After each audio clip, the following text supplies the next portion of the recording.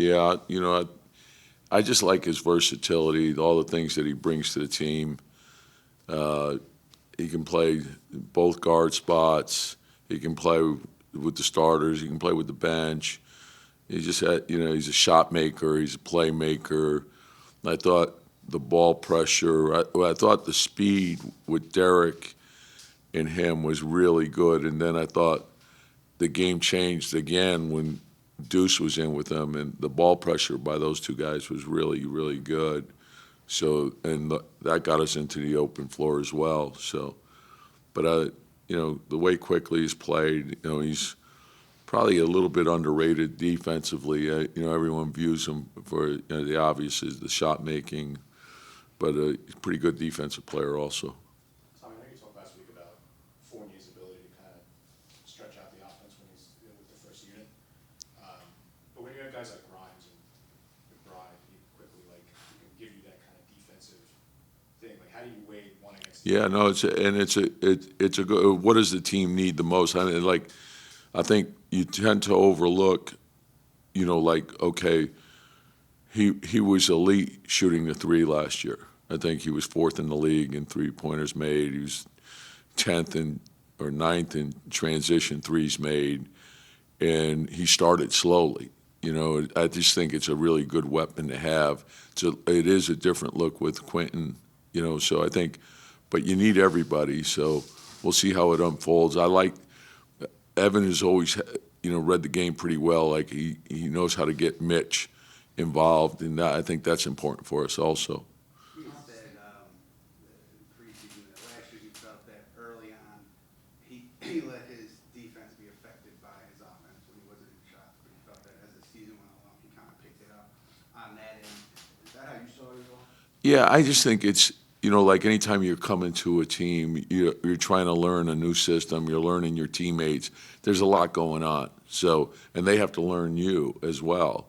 And so I thought as the season went along, he got more and more comfortable. And I also think his teammates were searching him out more. You realize, okay, and he's only going to be open for a split second. So you have to have an awareness of how to get him the ball. And I think once we figured that part out, he was very effective for us.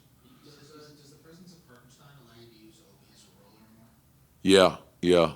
And we just and we're trying to do it in percentages. Like just read the guy in front. If he pops, you cut. And they play off each other pretty well. You mentioned the other day, you said Mitch, you think is the best offensive rebounder in the league. Yeah. I think the numbers kind of bear that out. He's one of the top. Is it with him something innate that he's had, or is it? Well, I think the athleticism is special, but I also think like the strength component when he added that piece to it, like he's he can take a hit and get through that, and he's shown that, and but I think a lot of other areas of his game have improved also. The rim protection, that part is obvious, but I think he's starting to grow now offensively. I was going to say, if he grows and does different things, does that take him away from that he's always at the rim right now? No, I think because I think he's really good in dribble handoffs. I like that. I like the pressure he puts on the rim, like the offensive rebounding, what that brings to us. But I think also his ability to run the floor. I think last year the conditioning piece was an issue because he couldn't do anything.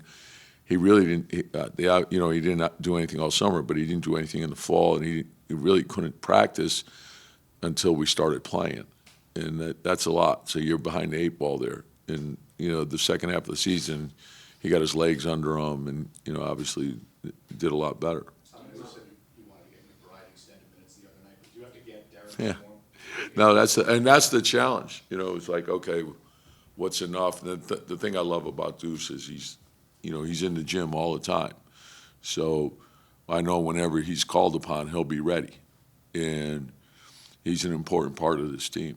But if you want to get Derek some more minutes, he hasn't played since the Yeah, and the challenge is to get everyone ready, so it's like, and it's not easy to do because, obviously the reduction in preseason games.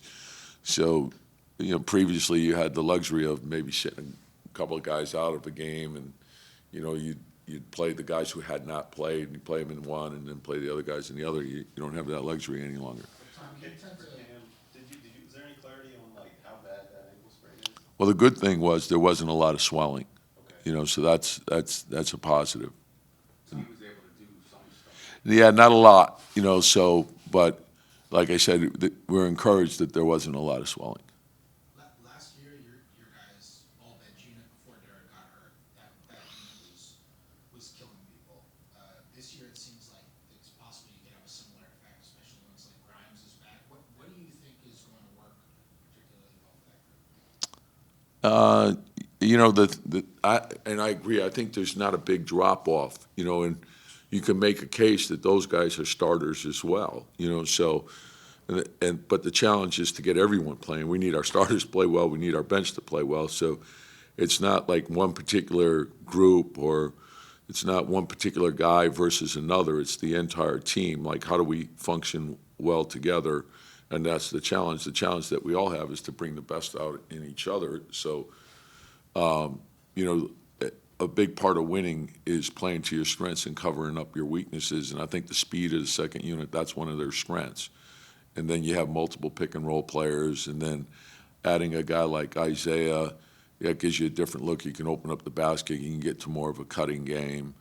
And I think Mitch has played well with those guys as well. So we'll mix and match with those guys, and then we'll see where it goes. And with Derek specifically, he was talking like last week, you've known him for so long, he was talking last week about how, to paraphrase him, he said he used to be a guy with an ego, and he thought that was something that had to go, and or lessen, however he phrased it. I'm just curious what your perspective of that kind of basketball side, the personality transformation that he talked about. Well,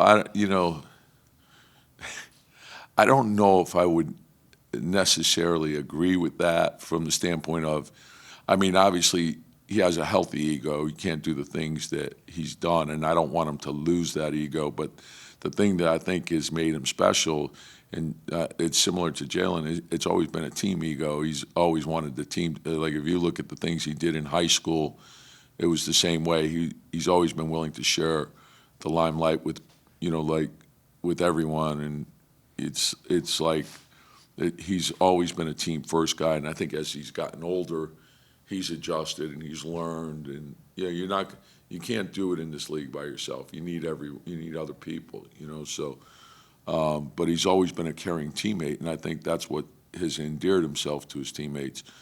And so, I think at this stage of his career, he's learned a lot and he's been through a lot of adversity.